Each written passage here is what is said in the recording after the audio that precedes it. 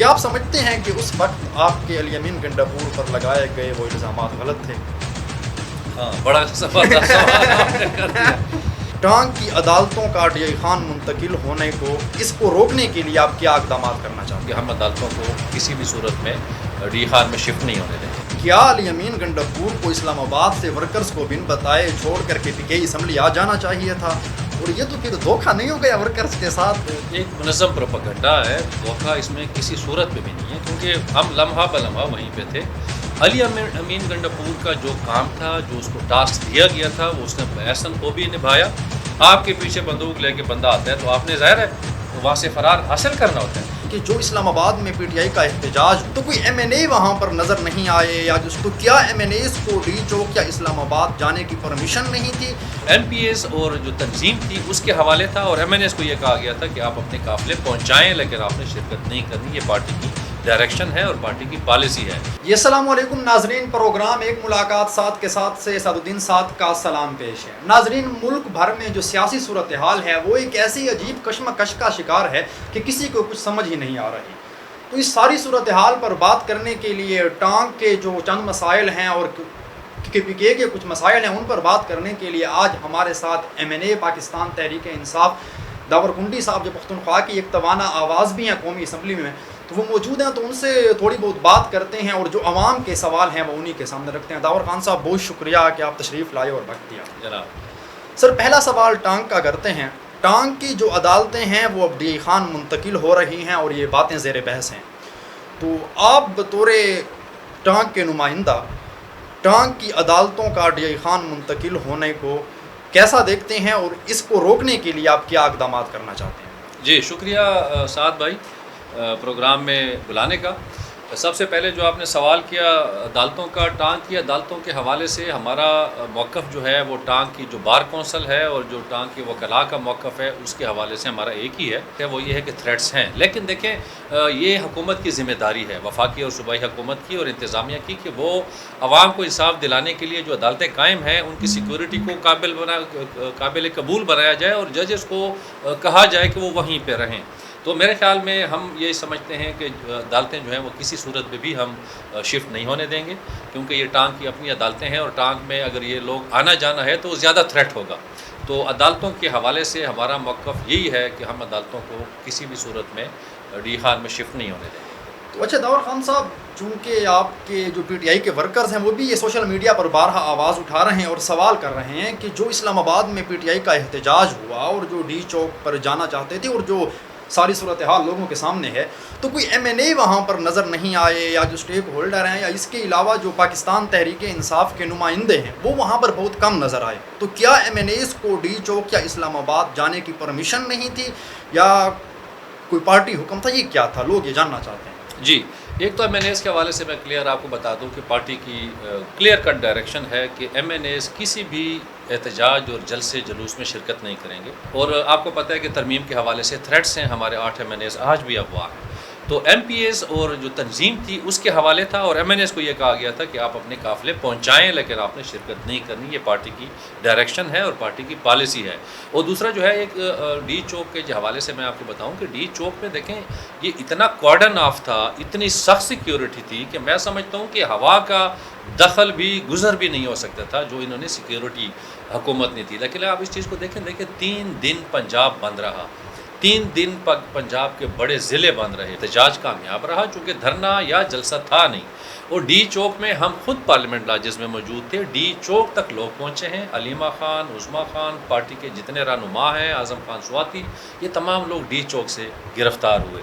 اور میں سب سے بڑا کریڈٹ دیتا ہوں علی امین گنڈاپور کو، جنہوں نے کے پی کے کا بہت بڑا قافلہ وہ ڈی چوک پہنچانے میں کامیاب ہوئے۔ داور خان صاحب، آپ نے علی امین گنڈاپور کی جو احتجاج میں کامیابی تھی اس کی بات کی، تو لوگ یہ سوال کر رہے ہیں کہ کیا علی امین گنڈاپور کو اسلام آباد سے ورکرز کو بن بتائے چھوڑ کر کے پی کے اسمبلی آ جانا چاہیے تھا؟ اور یہ تو پھر دھوکہ نہیں ہو گیا ورکرز کے ساتھ کہ ورکرز وہاں پر ہیں اور علی امین صاحب یہاں پر جو اسمبلی میں آتے ہیں اور تقریر کر دیتے ہیں، تو یہ پھر تھوڑا دھوکہ تو ہو جاتا ہے۔ نہیں، یہ ایک منظم پروپیگنڈا ہے، دھوکہ اس میں کسی صورت میں بھی نہیں ہے، کیونکہ ہم لمحہ بلمحہ وہیں پہ تھے۔ علی امین گنڈاپور کا جو کام تھا، جو اس کو ٹاسک دیا گیا تھا، وہ اس نے بحسن کو بھی نبھایا۔ اور واحد وزیر اعلیٰ ہیں، حالانکہ ہمارے پرویز خٹک بھی رہے، محمود خان بھی رہے، واحد وزیر اعلیٰ ہیں جو فرنٹ لائن پہ کھیل رہے ہیں. اور میرے خیال میں اس وقت ضرورت علی امین جیسے ایک لیڈر اور ایک بے باک قسم کے ہمیں وزیر اعلیٰ کی ضرورت ہے جو پارٹی کا موقف، کیونکہ یہ گورنمنٹ جو ہے یہ منی مارشل لا ہے، یہ لاتوں کے بھوت ہے، یہ باتوں سے نہیں مانتے. سیاست اس وقت آپ کی سسپینڈ ہے. اب دیکھیں اگر لوگ یہ سمجھتے ہیں کہ ہمارا احتجاج کوئی ڈائریکشن لیس تھا، میں لوگوں کو یہ بتانا چاہتا ہوں کہ علی امین خان کا خان صاحب کی آرڈر کے مطابق ہمارا جو احتجاج تھا یہ ہم اپنے آئین کو معطل ہونے سے بچا رہے ہیں. یہ ترمیمیں آپ کی آئین کو معطل کرنے لگی ہیں، یہ عدلیہ کو تباہ کرے گی، یہ پارلیمنٹ کو تباہ کرے گی، یہ جمہوریت کو تباہ کرے گی. اب میں بتاؤں جو آفریں ہو رہی ہیں میں نے اس کو وہ آپ کے بات آپ سن کے حیران ہوں گے. اور میں سمجھتا ہوں یس اگر یہ پیسے جو لوگوں کو میں نے اس کو آفر کر رہے ہیں یہ پیسے اگر وہ قومی خزانے میں جمع کرا دے تو میں سمجھتا ہوں کہ ہمارا 1 سال میں مہنگائی ختم ہو جائے گی. یہ بہت بڑا انکشاف کر رہے ہیں آپ داور خان، یہ تو جی اوپن سیکرٹ ہے. تمام ایم این اے جو پی ٹی آئی کے ہیں، ہمارے 8 ایم این اے آج بھی افواہ ہیں.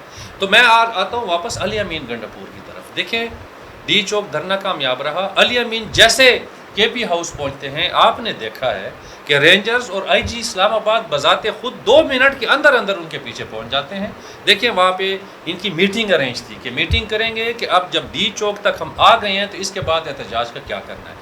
گلی گلی احتجاج رہا پنڈی اسلام آباد میں، گلی گلی بچے بوڑھے خواتین نوجوان پی ٹی آئی کے نکلے ہیں. کے پی سے جو جلوس آیا وہ اسلام آباد ڈی چوک تک مکمل آسانی سے پہنچے. دیکھیں وہاں پہ ہم نے رہنا نہیں تھا، وہاں پہ سے ہم نے واپس آنا تھا اور اپنے جو ساتھ لے گئے تھے ان کو بحفاظت واپس لانا تھا. ہم نے وہاں پہ ان کو ٹکرانا نہیں تھا، ان کے سر نہیں پھڑوانے تھے اپنے ورکرز کے. جو ہمیں عمران خان کی کال آئی تھی علی امین سے پورا آئے ہیں. اس کے بعد جب آپ کے پیچھے رینجرز آ جاتے ہیں انہوں نے فوراً فائرنگ شروع کی ہے، ان کے لائیو فوٹیجز موجود ہیں. فوراً انہوں نے آنسو گیس پھینکنا شروع کیے، کوئی دروازہ انہوں نے نہیں چھوڑا، سارے دروازے توڑے ہیں اور اس کے فوراً صبح سویرے انہوں نے کے پی کے ہاؤس کو سیل کر دیا. تو مجھے بتائیں یہ کون سا مذاق ہے؟ آپ کے پیچھے بندوق لے کے بندہ آتا ہے تو آپ نے ظاہر ہے وہاں سے فرار حاصل کرنا ہوتا ہے. اور میں سمجھتا ہوں کہ یہ علی امین کی کامیابی ہے، کیونکہ یہ اگر عزت دار گرفتاری نہیں ہوتی تو اپنی بےزتی کروانے کا کسی کو شوق نہیں ہوتا. تو میں سمجھتا ہوں پی ٹی آئی کا کاز، پی ٹی آئی کا مقصد پورا ہوا ہے. پروپیگنڈا کون کر رہا ہے؟ خواجہ آصف کرے گا، آپ کا بیرسٹر عقیل کرے گا، آپ کا بلاول بھٹو کرے گا، آپ کا احمد کریم ٹنڈی کرے گا، آپ کا احسان اللہ خان میاں خیل کرے گا. جو اپوزیشن کے لوگ ہیں پروپیگنڈا یہ کر رہے ہیں. ہم مطمئن ہیں علی امین کی کارکردگی سے اور انشاءاللہ علی امین واحد شخص ہے. میں آپ کو آج پیشن گوئی کر کے دیتا ہوں کہ عمران خان کے ریحان ہونے میں اس بندے کا بڑا کردار ہے. سابقہ دور میں بھی آپ کی چونکہ جب بات آتی ہے تو علی امین گنڈاپور صاحب کے ساتھ بھی آج کل آپ کی دوستی خوب ہے اور آپ لوگوں کا ایک اختلاف تھا ٹیلی ویژن پہ بیٹھ کر جو آپ لوگوں کی بات چیت ہوئی تھی، جھگڑا ہوا تھا اور پھر اس کے بعد آپ نے پاکستان تحریک انصاف کو ایک لمبی داستان ہے. لیکن کیا آپ سمجھتے ہیں کہ اس وقت آپ کے علی امین گنڈاپور پر لگائے گئے وہ الزامات غلط تھے؟ ہاں بڑا سوال آپ نے کر دیا. دیکھیے اس وقت یہ میرا جو پی ٹی آئی کے سے تھوڑا سا فاصلہ ہوا اس میں علی امین صاحب کا کوئی کردار نہیں تھا. اس میں ہمارا مسئلہ تھا پرویز خٹک کے ساتھ جو ہمارے چیف منسٹر تھے. اور آپ کو پتہ ہے کہ چیف منسٹر کے حوالے سے ہم نے کافی پریس کانفرنسز کی. ہمارے MNAs MPAs ہمارا ایک گروپ بنا تھا اور ان کا ہمارا مقصد یہ تھا کہ ہم صوبائی گورنمنٹ جو ہے اور اس کے جو ہیڈ ہے وہ پی ٹی آئی کی جو اپنا منشور ہے اس پہ چلے. ہماری طرف وہ جمعیت کو سپورٹ کر رہے تھے پرویز خٹک. تو ہمارا سب سے بڑا اعتراض یہی تھا. اور یہ جو علی امین اور ہمارا جو آپ نے شاید واقعہ دیکھا ہوگا کہ پروگرام ٹی وی پروگرام میں وہ اچانک سمجھے کہ اتفاقاً ہوا تھا، ہمارا کوئی پلان نہیں تھا. اگر مجھے پتہ ہوتا کہ علی امین صاحب اس پروگرام میں ہیں تو میں شاید ان کو کہتا کہ ایسا نہیں ہونا چاہیے، کیونکہ ہم رواداری اور رسم و رواج مخالفت اپنی جگہ، لیکن آمنے سامنے گفتگو جو ہوتی ہے اس میں کبھی کبھی تلخ کلامی ہو جاتی ہے. ہماری کوشش تو ہوتی ہے اس پروگرام میں کہ نہ ہو، بدقسمتی سے ہوئی یہ لگی رہتی ہے. لیکن چونکہ علی امین صاحب ہمارے سن آف دا سائل ہیں، اللہ تعالیٰ نے ان کو عزت دی ہے، تو مجھے بھی سوچنا پڑ گیا. اختلافات اپنی جگہ. وہ جو واقعہ تھا اس واقعے کو ہم نے اٹھایا، اس میں علی امین صاحب اور ہمارا جو بھی کردار رہا، اور وہ واقعہ میں آپ کو بتاؤں کہ وہ خیر خیریت سے اینڈ بھی ہو گیا. اس کا راضی نامہ بھی ہم نے کرا لیا اور ان کو ٹھیک ٹھاک جرمانہ بھی ہوا اور جو متاثرین تھے ان کو حد سے زیادہ سپورٹ بھی ملی. تو میرے خیال میں دیکھیں کبھی کبھی ہم تنقید کریں گے، ہم علی امین پہ بھی تنقید کریں گے، جہاں پہ وہ غلطی کریں گے ہم ان کو بتائیں گے کہ اس کو ٹھیک کریں. اس کا مطلب یہ نہیں ہے کہ اگر ہمارے کوئی لڑائی ہو گئی ہے تو ہمارے کو فاصلے ہیں. وہ ہمارا بھائی بھی ہے، ہماری پارٹی کا صوبائی صدر بھی ہے، چونکہ ہم پی ٹی آئی کے حوالے سے عمران خان کے سپاہی ہیں تمام کے تمام. تو جب عمران خان کا مسئلہ آئے گا تو ہم اپنے تمام اختلافات بلا کے ہم انشاءاللہ ایک دوسرے کو فالو کریں گے. آج وہ میرے صوبائی صدر ہیں اور میرا فرض بنتا ہے کہ میں علی امین کو ڈیفینڈ بھی کروں اور ان کی سپورٹ بھی کروں اور ان کے ساتھ چلوں. ٹانگ کے لوگوں نے آپ کو ووٹ دیا اور آپ کو اپنی نمائندگی دی. لوگ بڑی مشکلات کا شکار ہیں.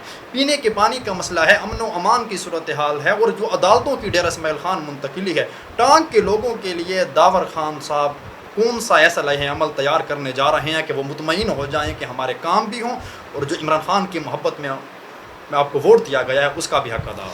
دیکھیں انشاءاللہ ہماری کوشش ہے، ہماری سب سے پہلے کوشش یہ ہے کہ گڈ گورننس ہو. ہمارے ایم پی اے صاحب ہیں عثمان بیٹنی، چونکہ وہ ہمارے صوبائی حکومت کے نمائندے ہیں، وہ جافشانی سے کام کر رہے ہیں. ہماری ان کے ساتھ سپورٹ ہے، ہماری ڈسٹرکٹ گورنمنٹ کے ساتھ سپورٹ ہے کہ عوام کے جو مسائل ہیں، کیونکہ دیکھیں 15 سال سے یہاں پہ ایک حکومت یا ایک پارٹی کی قبضہ تھا ضلعی انتظامیہ پہ، اور انہوں نے ایسے لوگوں کو ڈالا ہوا تھا جو کوئی توقع نہیں بنتی تھی. ایک ٹیچر ہے جی، وہ پتہ نہیں آفس اسسٹنٹ بنا ہوا ہے، آفس اسسٹنٹ پتہ نہیں اسسٹنٹ کمشنر بنے ہوئے ہیں. ان چیزوں کو ہم نے سارا میرٹ پہ لانا ہے، ان چیزوں کو ہم نے ٹھیک کرنا ہے. مشکلات ہیں، دیکھیں سب سے بڑی مشکل جو ہے وہ لائن آرڈر ہے. جب آپ کی عدالتیں وہاں سے جانے لگی ہیں تو اس سے آپ اندازہ لگائیں کہ وہاں کے لائن آرڈر کتنی خراب ہے سچویشن. عدالتیں انشاءاللہ نہیں واپس ہونے دیں گے. ہماری کوشش ہوگی کہ وہاں کے لوگ ڈسپلیس نہ ہوں اور ان کو ڈیخان نہ آنا پڑے. دوسرا جو ہے ہماری کوشش ہے، دیکھیں یو این آپ سے ایک پروجیکٹ ہے ان کے پاس، انہوں نے ایک 25 کروڑ روپے کا ایک پینے کے پانی کا جو ہے سٹی کا مسئلہ حل کرنے کے لیے 9 واٹر سپلائی اسکیمز فائنل کی تھیں. اس کی یو این کی گاڑی پہ فائرنگ ہوگی بھگوال کے قریب، جیسے ٹانک میں اپیل ہوتے ہیں. تو انہوں نے پروجیکٹ واپس وائنڈ اپ کرنے کی کوشش کی، اور میں فیصل امین گنڈپور کا مشکور ہوں کہ انہوں نے بڑی کوششیں کر کے اس فنڈ کو واپس نہیں جانے دیا. تو ہماری کوشش ہے انشاءاللہ سال 2 سال میں پینے کا پانی کا مسئلہ اور جو گورننس ہے وہ انشاءاللہ کافی بہتر ہو جائے گی. Tank Dawar Khan, P T M Pashtun Tahaffuz movement 11 اکتوبر کو ایک پشتون قومی پروگرام کرنے جا رہی ہے، جرگہ کرنے جا رہی ہے، اور حکومت نے بھی ان کو کالعدم قرار دیتے ہوئے پابندی لگائی ہے. تو پاکستان تحریک انصاف کا اس پر موقف کیا ہے، اور کیا آپ لوگ ان کے پروگرام میں، پشتون قومی پروگرام میں جائیں گے؟ دیکھیں پی ٹی ایم ایک سیاسی آواز ہے، ایک سیاسی قوت ہے. ہمارے جو ٹرائبل ایریاز ہیں وہاں ایک مؤثر ان کی نمائندگی ہے، اور ہمارے چونکہ علاقے کے یہ لوگ ہیں، ہمارے ایڈجسٹنٹ جو ہمارے ٹرائبل ایریاز ہیں نارتھ اور ساؤتھ میں ان کی کافی اسٹرینتھ ہے، اور ڈی خان اور ٹانک میں بھی ان کے اکثر جو ہے روابط اور رابطے ہوتے ہیں. تو میں سمجھتا ہوں کہ ایک اچھی جماعت ہے اپنے علاقے اور اپنے موقف پہ وہ ٹھیک چل رہے ہیں. اور جہاں تک ریاست کے ساتھ اگر ان کا کوئی مسئلہ ہے تو میں یہ سمجھتا ہوں کہ اس ملک میں ہمیں ریاست کے ساتھ ٹکراؤ نہیں کرنا چاہیے، اور اختلاف یا تنقید اپنی جگہ، لیکن اس حد تک ہمیں نہیں جانا چاہیے کہ ریاست اور ہم ایک دوسرے کے آمنے سامنے ہوں. اور پی ٹی آئی کا جو موقف پی ٹی ایم کے حوالے سے ہے وہ واضح ہے. وہ سمجھتی ہے کہ پی ٹی ایم پہ پابندی نہیں لگنی چاہیے. کسی بھی سیاسی قوت، کسی بھی سیاسی تحریک، کسی بھی اصلاحی تحریک یا فلاحی تحریک پہ پابندی نہیں لگنی چاہیے. اور میرے خیال میں دہشت گرد جماعت وہ ہے نہیں کہ جس پہ آپ پابندی لگائیں.